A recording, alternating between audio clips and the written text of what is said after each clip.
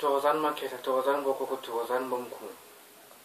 Namhlanje ke we'll be talking about the difference between umnguni nomndao. So now, konke lokhu kuqala ekuthenini umndao, I'm gonna use this term loosely, the spirit word. The mndao spirit kahle kahle umsebenzi wakhona ukuthi ke ufuna umoya wakho. Ufuna umoya wakho ngalendlela ethize ukuthi ufuna ukusebenzisa ingakho uzohamba ugula. Umndao huwo okugulisayo kakhulu. Abathi umuntu uphethwe amandluzi ukuthi nje ubonakala ukuthi uyagula ngempela bathi usuphethwe umndao. Umndao huwo hamba usebenza ngisho ngomzimba wakho kakhulu. Angithi yabona into ezinjalo. Ngakhulukazi uthanda ukusebenza ngisho ngomoya wakho. Angithi ayithola into ezinjalo. So na yiyo futhi okuvulela amaphupho ukuthi avuleke ubone each and every single thing. Yiyo akuvulela lawo maphupho la ukuthi ubone into ezenzakala ngisho kusasa or into eyenzakala before. Umndao lo usebenza ngalendlela nje le enjalo. Angithi ayithola into ezinjalo. So now umndao usebenza ngalendlela ukuthi ke manje ufuna ukusebenza ngomoya wakho ngokuthi ke ufuna ukuthi ke nanoma ulele ungamangala izinto nje zenzakala nje umangala ukuthi zenzakale nini ngoba lesikhathi kubeni ngale ubusuku lokuphupha whatever lo uyiphupha umndao ubukhona and ubusy busy ngawo asebenza ngawo ngalendlela le afuna ukusebenza ngawo ngakhona. Angithi njalo umndao has the capabilities of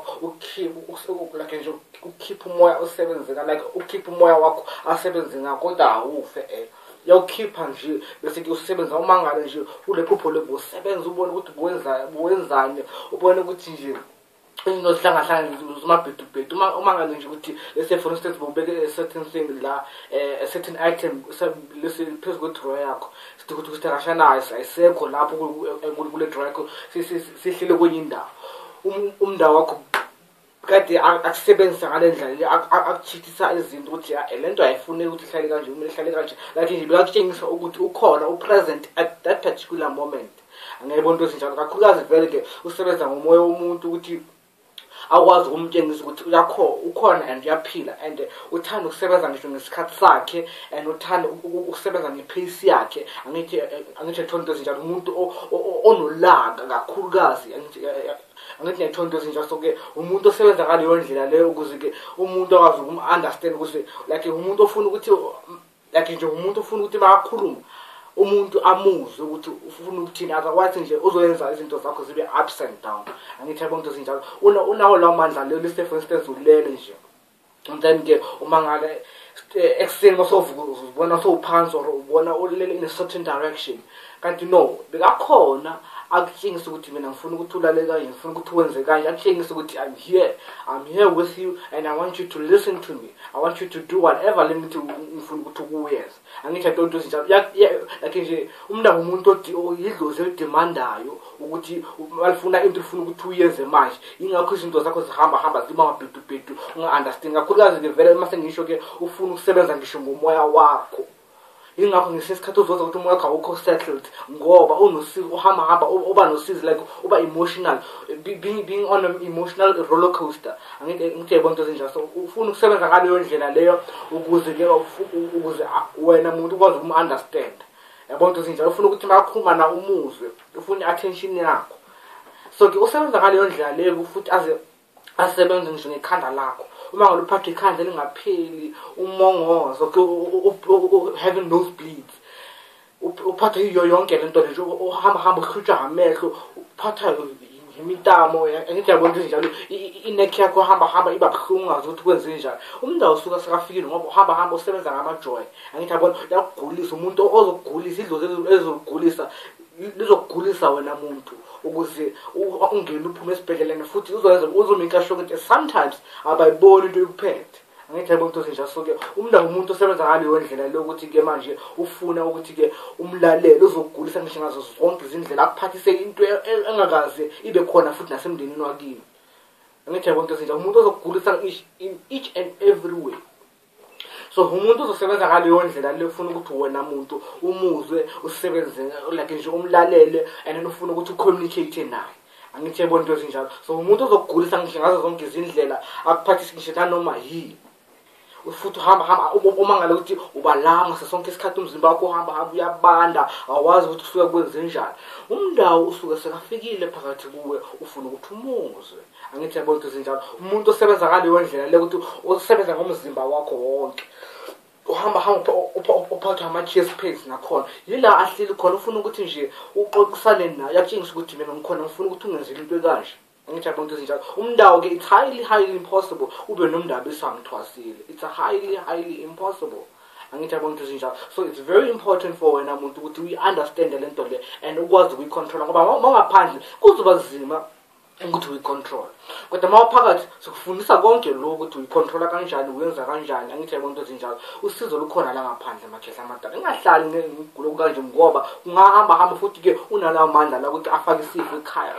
izifo ezingapheli uthi nanoma ngobholi bathi hayi usompentcepetathakathi no idlozi lakho uqobo lwakho elukuthakathayo angithi yabona into ezinjalo so it's very important for you to understand those symptoms angithi yabona into ezinjalo so kumele ukuthi nihlale ke like nje yabona mangaphandle umndawo kuzoba umuntu ohamba ozoza njenge just like an evil spirit at sometimes uzoza like a spirit nje esingekho right kanti umndawo uza ngolaka kuwe angithi yabona ukuthi uma ngane nje izinto zakho zingahlangani ngathi uthakathi uma ngane izinto zakho zishintsha zimabhidubhidu uma like nje unawo lawo mandla lokushintsha isimo esikahle asenze isimo esibi alethe ukufa ekhaya alethe konke nje ungaphila amangale nje ukuthi like uthanda ukuthatha into esenhlizweni yakho kakhulu uthanda ukuthatha into uyithanda kakhulu angithi yabona into ezinjalo umndawo the way yena asebenza ngakhona ukuze ukwazi ukumbona ukuthi vele ukhona umndawo umuntu onamandla kakhulu idlozi elinamandla kakhulu lifuna ukusetshenzelwa at that particular time aqeda ukuvukwa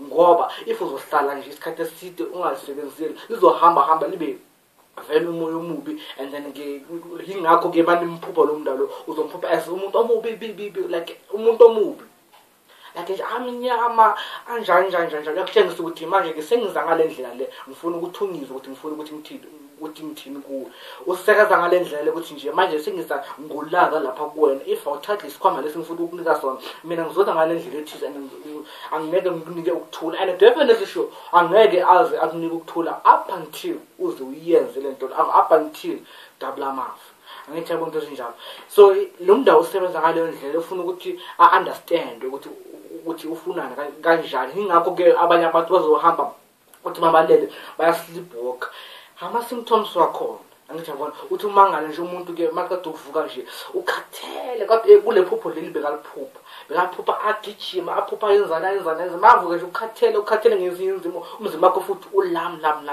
uphupha amagagasi uphupha amanzi umuntu usuka sakafikile and amaphupho wemndawo mawaphupha asebenza kanendlela ukuthi yile nto eyenzakala ngaleso sikhathi akusinto ezoyenza into eyenzakala ngaleso sikhathi leso uyakutshengisa ukuthi ngikhona manje ngifuna ukuthi ungenzele into kanje ngifuna ukuthi ungizwe ngifuna ukuthi sisebenze ngale ndlela kanje whatever uyiphupha ngomndawo and mawuvuke kuseluza ukuthi hayi khona ngathi khona into ebengiyenza enzima kanti umndawo usuka sakakhona buyenza that actual thing at that particular night angithi ayithonto ezinjalo so he the way asebenza ngakhona usebenza ngomoya usebenza ngomzimba wakho usebenza nje ngamaphupho wakho kakhulukazi usebenza ngisho ngayo yonke into ukuze umuzwe and umuntu kakhulu idlozi engakhulu idlozi nje elifuna ukuthi wena qhoma ke1 ulizwe inkulumo yakhe idlozi elinolaka kakhulu and nomndawo akusuka umuntu bekahlala ekhaya it's either where yena idlozi lelo nomndeni wakhe beke bahlangana at some place they had an encounter of some sort and then ke basebenzisana baakha ubuhlobo idlozi lingahlala endaweni yona idlozi ezulazulayo ingakho nawe ngesinye isikhathi uzohamba uyazi uthi nanoma uhleli ubrekile uthi yazi ngathi ngahamba kodwa wazi ukuthi ufuna ukuyaphi uthi udineke nje ngathi ngaduba ngathi ungahamba kodwa ukuthi ufuna ukuthi uyale kude kodwa wazi ukuthi uyaphi idlozi lomndawo usuke lifikile lifuna ukuzulisa lifuna ukuhambisa ngesinye isikhathi lokudonsela ukuthi uye uze la likhona ngithi atho enke that is very dangerous amase ngoba lento mabaloko ikhula each and every time uzomangala usendaweni ungayazi manje sengifuleni ungazi ukuthi ufike kanjani emfuleni and maso lapho kuzoba nezinkinga kuzoba namacala kumele akhishwe kube nokushwela sokuba khona to avoid that you must take this thing serious ngoba umndawo umuntu strong kakhulu angashintsha isimo esihla senze isimo sibheda in no time angithi yabona into ezinjalo. So-ke kufuneka ukuthi-ke asetshenziswe ngaleyo ndlela le understand ngoba mangaphandle uzenza impilo ibe nzima. Mangaphandle ngoba understand awazi ukukhuluma naye, awazi uxoxisana naye ngale ndlela efuna ukuthi uxoxisane naye ngakhona, awazi ukumcontrol. So-ke masephehlweni yila-ke izinto zakho zihamba uyamlungisa ke loyo muntu loyo kuba nendlela yokuxoxisana naye ngakhona, khona emzimbeni wakho uhlala kahle. Angithi abantu ezinjalo konke lokhu kuyalungiswa ukuthi-ke azokwazi ukuthi aphile phakathi kuwe, umsebenzele ngale ndlela le afuna ukuthi umsebenzele ngakhona. Angithi abantu ezinjalo. So now uMnguni abankuni-ke abantu abaphuma phakathi emndenini kini, abantu bebaphila phakathi kini, amadlozi bewasebenza phakathi kwekhaya.